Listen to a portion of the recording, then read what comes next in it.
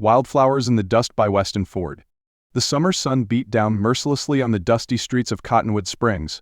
A lone rider approached from the east, the silhouette of horse and rider wavering in the heat. Beneath the wide brim of her hat, Katherine Blackwood's eyes narrowed against the glare.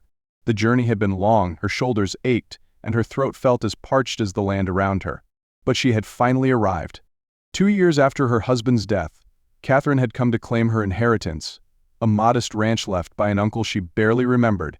At 32, she was considered past her prime, a widow with little prospects back east. This land represented her last chance at independence. As she rode down the main street, the townsfolk paused in their activities to study the newcomer. Katherine sat tall in the saddle, her riding habit practical but neat, her posture revealing her determination despite her weariness. She had traveled alone, a decision that had raised eyebrows and warnings, but she had no choice. There was nothing left for her in Philadelphia. She dismounted outside the Silver Dollar Saloon, tying her horse to the hitching post. The animal nickered softly, and Katherine patted its neck. "Just a little longer shadow," she murmured. "Then water and rest for us both." The bat-winged doors of the saloon swung open, and a man stepped out, pausing when he saw her. He was tall and broad-shouldered, with a face weathered by sun and wind. His eyes, a startling shade of blue, assessed her with interest. "Miss," he said, touching the brim of his hat, "you look like you've come a fair distance." Katherine nodded, her guard up. "I have. I'm looking for Mr. Wilkins, the lawyer." "His office is just down the street," the man replied, gesturing with a nod. "But he's in here playing cards. Would you like me to fetch him for you?" "That won't be necessary," she said, her voice crisp. "I'll wait until he's finished." A smile played at the corner of the man's mouth. "Might be a long wait. Ezra Wilkins takes his poker seriously." Katherine's shoulders sagged slightly, betraying her exhaustion. The man noticed and his expression softened. "Name's Ethan Cooper," he said. "I own the livery stable. Why don't you let me take your horse, get him settled with water and feed? The hotel's right across the way. You can rest a spell, and I'll tell Wilkins you're looking for him." Katherine hesitated, her innate caution at war with her practical nature. Finally, she nodded. "Thank you, Mr. Cooper. That's most kind." "Just Ethan," he said, taking the reins. "And you are?" "Katherine Blackwood, Mrs." Something flickered in his eyes. Interest, perhaps, or recognition. "Mrs. Blackwood. Welcome to Cottonwood Springs." The Pine Ridge Hotel was clean but simple. After 2 weeks on the trail, the small room felt like luxury to Katherine. She washed the dust from her face and changed into a fresh dress, one of the few she'd been able to bring. Looking in the spotted mirror, she pinned her auburn hair into a neat bun and pinched some color into her pale cheeks. A knock at the door announced Ezra Wilkins, a balding man with spectacles and an air of perpetual distraction. He carried a leather portfolio and wore an expression of surprise that he tried unsuccessfully to hide. "Mrs. Blackwood," he said, "I must admit, when your letter arrived, I assumed you would be sending a male representative to handle the inheritance." Katherine offered a tight smile. "As you can see, Mr. Wilkins, I represent myself." An hour later, the legalities were complete. Katherine was now the official owner of the Double B Ranch, named for her uncle Benjamin Blackwood. According to Wilkins, it wasn't much: a small house, a barn in need of repair, about 80 acres of decent grazing land, and a small herd of cattle. "Your uncle wasn't a particularly successful rancher," Wilkins explained, adjusting his spectacles. "Kept to himself mostly. Folks were surprised he had any family at all."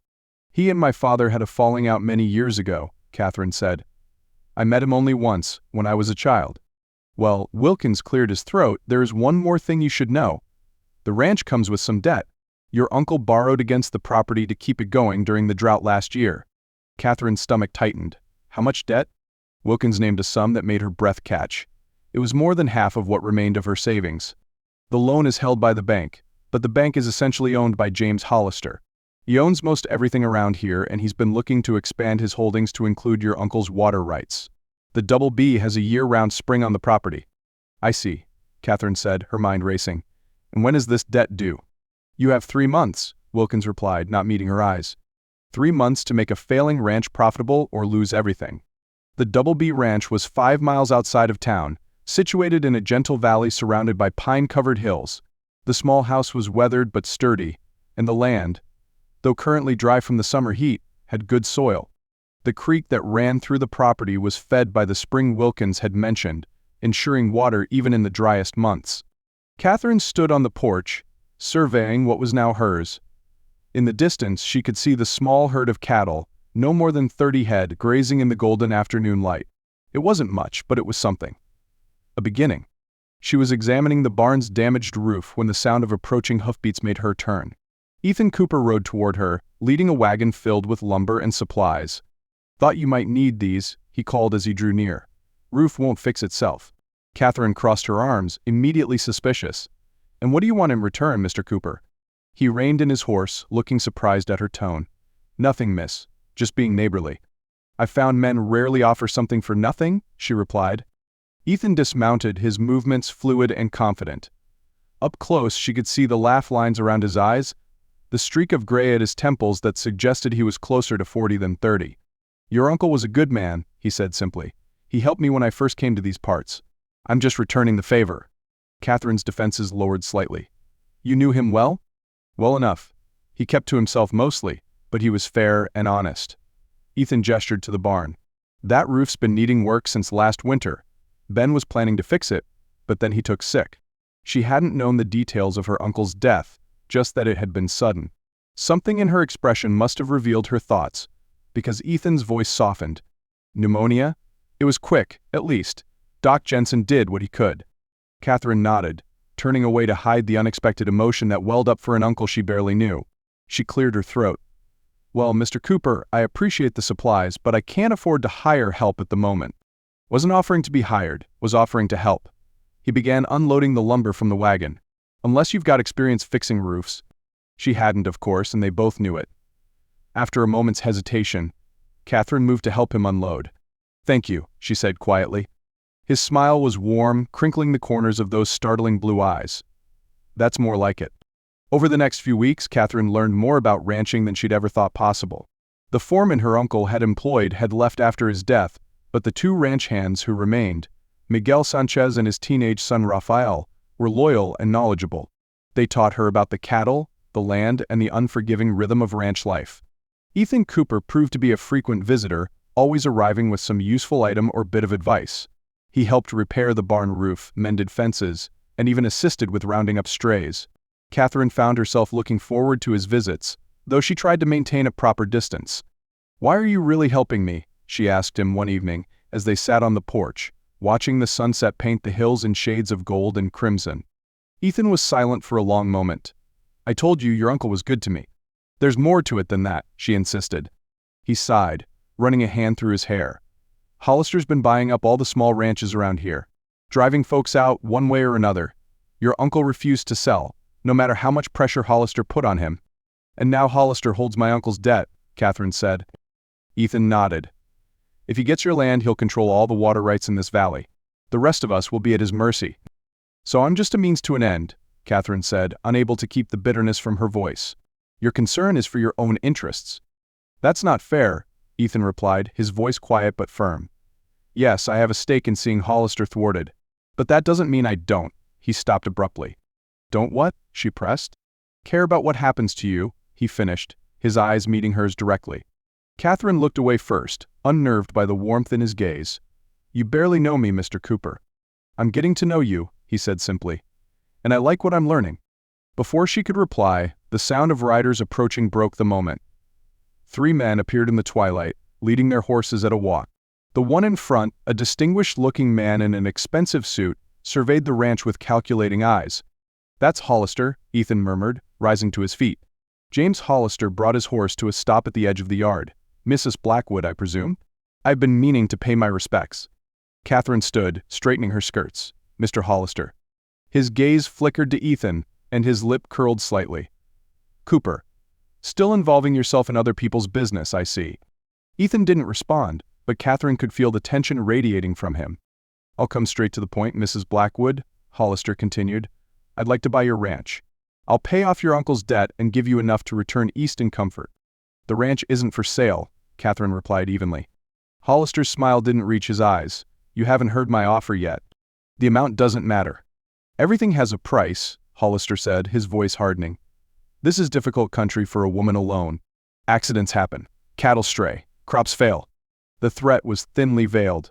Katherine's hands trembled slightly, but she lifted her chin. "Are you threatening me, Mr. Hollister?" Merely stating facts, miss. He tipped his hat. Think about my offer. You have until the loan comes due to reconsider. As Hollister and his men rode away, Katherine's confidence wavered. She sank back onto the porch step, suddenly overwhelmed by the enormity of what she faced. He's right, you know, she said quietly. What do I know about running a ranch?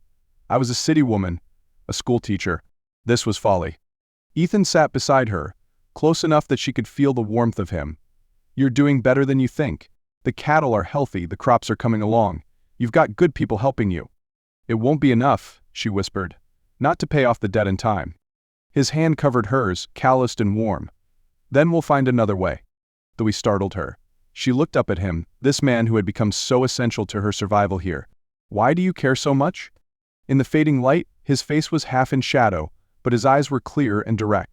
Because I see someone fighting for what's theirs, against all odds. Because you remind me of myself, 10 years ago when I came here with nothing. And because he hesitated, then continued more softly, because when you smile, which isn't nearly often enough, it lights up something inside me that I thought was long dead. Katherine's breath caught. It had been so long since anyone had looked at her that way, with admiration, with desire. Her husband's affection had cooled long before his death, leaving her lonely in her marriage. She had come to believe that part of her life was over. I'm a widow, she said, as if that explained everything. I know what you are, Ethan replied. The question is, do you? The solution came from an unexpected quarter. Miguel Sanchez approached her one morning as she was feeding the chickens. Senorita, he said, removing his hat. May I speak with you? Of course, Miguel. There is a man in Santa Fe who buys cattle for the railroad workers. Good prices, much better than the local market. My cousin works for him. Katherine's interest was immediately piqued. How many cattle does he buy? As many as we can provide. But, Miguel hesitated, it is a difficult drive. 3 weeks through rough country. Can it be done with the men we have? Miguel shook his head. We would need at least 5 experienced hands. 5 men she couldn't afford to hire. Katherine thanked Miguel and spent the rest of the day deep in thought. That evening, when Ethan came by with a repaired plow, she presented the idea to him. It could work, he said, his expression thoughtful. The price difference would more than cover the debt if you could get most of your herd there. But I need more men, Katherine said. Men I can't pay until after the cattle are sold. Ethan was quiet for a moment. What if I could get you those men? How? I know people who owe me favors. Good men who know cattle. Katherine studied him. And what would you want in return? His eyes met hers directly. A partnership. I put in the labor and connections, you put in the cattle and land. We split the profits. A business partnership, she clarified. Something like disappointment flickered across his face. For now, he said. We can discuss other arrangements after we've saved your ranch. The cattle drive began 2 weeks later. Katherine insisted on going along, despite Ethan's concerns. This isn't a journey for, he began. If you say for a woman, I may have to reconsider our partnership, she interrupted, her voice firm. Ethan's mouth quirked in a half-smile. I was going to say for someone inexperienced in long cattle drives, but I take your point. The journey was grueling. Days of dust and heat, nights of exhaustion and brief sleep. Katherine rode with the men, took her turn at watch, and never complained, though every muscle in her body ached. She learned the rhythm of the herd, the subtle signs that preceded trouble, the silent communication between experienced drovers. They encountered their share of difficulties, a river crossing that nearly ended in disaster, a day of driving rain that made the trail treacherous, and cattle that seemed determined to scatter at every opportunity. Through it all, Katherine watched Ethan lead with quiet confidence, earning the respect of the men through his actions rather than his words. On the 10th night, as they camped in a sheltered valley, Katherine found herself sitting beside the fire with Ethan after the others had turned in. You're not what I expected, he said, his voice low. Oh? And what did you expect? She asked, glancing at him across the flames. Someone who would give up at the first sign of hardship. Someone who would take Hollister's offer and flee back east. Katherine poked at the fire with a stick. I considered it, she admitted. I'm not naturally brave. Courage isn't the absence of fear, Ethan replied. It's continuing despite it? She looked up at him, this man who had become more than a partner, more than a friend. In the firelight, his features were softened, the usual guardedness in his expression replaced by something more vulnerable. What happened to make you leave your home and come west? She asked. Ethan was silent for a long moment. "The war," he finally said. "I fought for the Union. Came home to find my family farm taken for taxes while I was away. My wife had died of fever. There was nothing left for me there." "I'm sorry," Katherine said softly. He shrugged, but she could see the old pain in his eyes. "It was a long time ago. Is that why you helped me? Because no one helped you?" "Partly," he admitted, "and partly because from the moment you rode into town, looking like you'd faced down the devil himself to claim what was yours, I couldn't look away." Katherine's face warmed, and not from the fire. "Ethan, you don't have to say anything," he interrupted gently. "I know you're still grieving." "No," she said slowly. "I'm not grieving, not anymore. My marriage wasn't what a marriage should be. Thomas was a good man in many ways, but there was little warmth between us by the end." Ethan's eyes held hers across the fire. "And what do you think a marriage should be?" Katherine considered the question seriously. "Partnership, respect, trust." She paused, then added softly, "Affection, of course." "And passion?" Ethan asked, his voice low. Katherine looked away, unable to hold his gaze. "Yes," she whispered. "That too." The crackle of the fire filled the silence between them. They reached Santa Fe 2 days ahead of schedule. The cattle buyer, impressed by the quality of the herd, offered a price that exceeded their expectations. When all was settled, Katherine held enough banknotes to pay off her uncle's debt with a healthy sum remaining. The return journey was lighter, their spirits buoyed by success. As they approached Cottonwood Springs, Katherine felt a strange mixture of triumph and trepidation. She had saved her ranch, but what came next? Hollister was waiting in Wilkins' office when they arrived to settle the debt. His surprise at seeing her was quickly masked by cold anger. "I see you've managed to raise the funds, Mrs. Blackwood. How resourceful of you." "The loan is now paid in full," Wilkins announced, stamping the papers with obvious relief. "The double B remains yours, Mrs. Blackwood." Hollister rose, his dignity somewhat ruffled. "This isn't over," he said quietly. "You've won a battle, not the war." "Perhaps there doesn't need to be a war," Katherine replied. "There's plenty of water for everyone if we work together rather than against each other." Hollister's eyes narrowed, but after a moment, a reluctant respect showed in his expression. "Perhaps we should discuss terms then. Not today, but soon." After he left, Ethan squeezed her hand. "You've impressed him." "That's not easy to do." "I've impressed myself," Katherine admitted with a small smile. The autumn brought cooler days, golden light, and a sense of new beginnings. The double B was flourishing, the barn restored, the herd growing, and the house transformed into a true home. Katherine had hired Miguel as her foreman, with Raphael as his right hand. The partnership with Ethan had been formalized, his livery stable complementing her ranch operations. On a crisp October evening, as the setting sun painted the mountains in shades of purple and gold, Ethan and Katherine sat on the porch swing he had built for her. "I've been thinking," Ethan said, his shoulder warm against hers. "A dangerous pastime," she teased. His smile was tender. "About our partnership." Katherine's breath caught. "Oh? It's working well," he continued, his eyes on the distant mountains. "The livery, the ranch, we make a good team." "We do," she agreed, wondering where this was leading. Ethan turned to face her, his expression suddenly serious. "I'm not a man who speaks easily about his feelings, but you should know that my admiration for you has grown into something deeper." Katherine's hand trembled slightly as she reached up to touch his face. "As has mine for you." His smile was like the breaking of dawn. "Then perhaps we should consider a more permanent partnership." He took her hand, his touch gentle but sure. "I'm asking if you would do me the honor of becoming my wife, Katherine." She looked into his eyes and saw the future, their future, stretching before them, as vast and promising as the western sky. "Yes," she said simply, "I would like that very much." Ethan's kiss was tender at first, then deepening with a passion that had been building between them for months. When they finally parted, both breathless, Katherine rested her forehead against his. "I came west looking for independence," she murmured. "And found it," Ethan replied. "This doesn't change that. We'll build something together, as equals." As the first stars appeared in the darkening sky, Katherine thought about the journey that had brought her here, the losses and fears, the challenges and triumphs. She had come seeking mere survival and found instead a life rich with purpose and love. In the growing darkness, with Ethan's arm around her shoulders, and the ranch spreading out before them, Katherine Blackwood felt truly at home for the first time in her life.